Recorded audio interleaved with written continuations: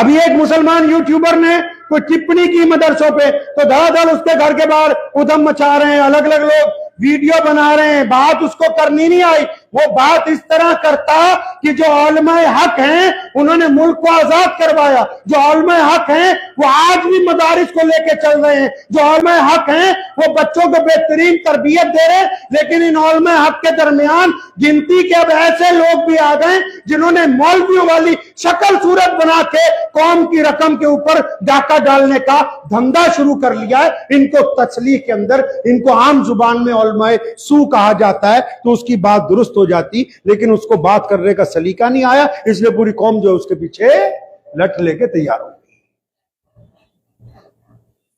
انداز گفتگو درست رکھے، اور یہ ضروری نہیں ہے کہ گفتگو کا انداز صرف مولویوں کا، یوٹیوبروں کا ٹوکو، نہیں، ابتدا تو گھر سے کرنی ہے.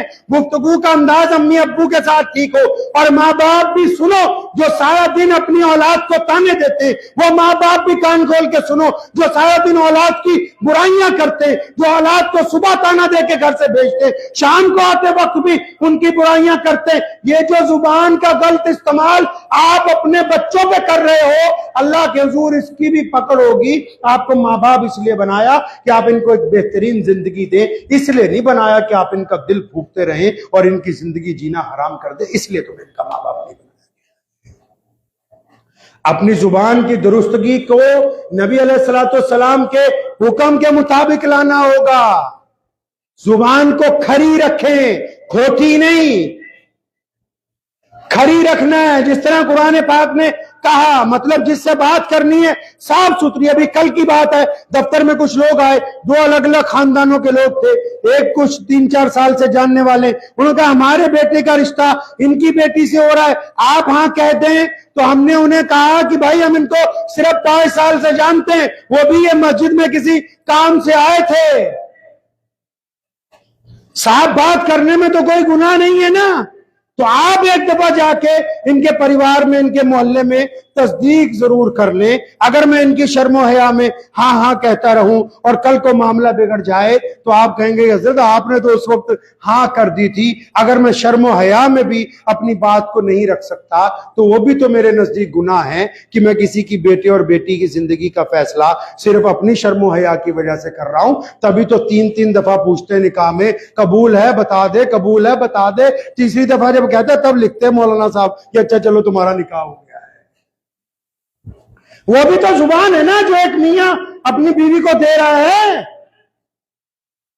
یہ جو میاں بیوی نکاح کے بعد کسی غیر مرد کے ساتھ تعلقات کو کبھی سوچتے بھی نہیں ہیں، وہ بھی تو زبان ہی ہے نا جو معاشرے میں بیٹھ کے دی ہے کہ اب ہم دونوں ایک ساتھ رہیں گے، یہ میری چادر ہے، میں اس کی چادر ہوں، یہ میرا خیال رکھے گا، میں اس کی خیال رکھوں گی، یہ میری عزت ہے، میں اس کی عزت ہوں. وہاں بھی جب زبان بندہ توڑتا ہے، یہ بندی توڑتی، پنگا نہیں پڑ جاتا؟ سارا مسئلہ زبان پہ ہے.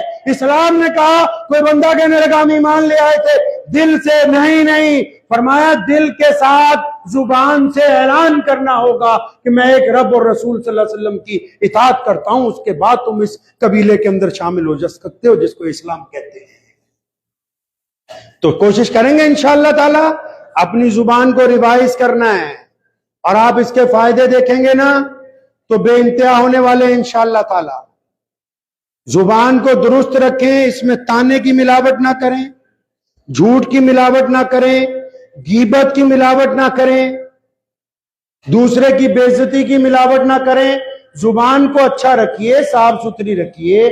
جہاں ضرورت ہے وہاں بولیے، جہاں پوچھا جائے وہاں جواب دیجئے. بغیر پوچھے اپنی ٹانگ مت اڑاؤ ہر جگہ. بنا پوچھے ہر جگہ اپنی زبان نہیں چلانی چاہیے.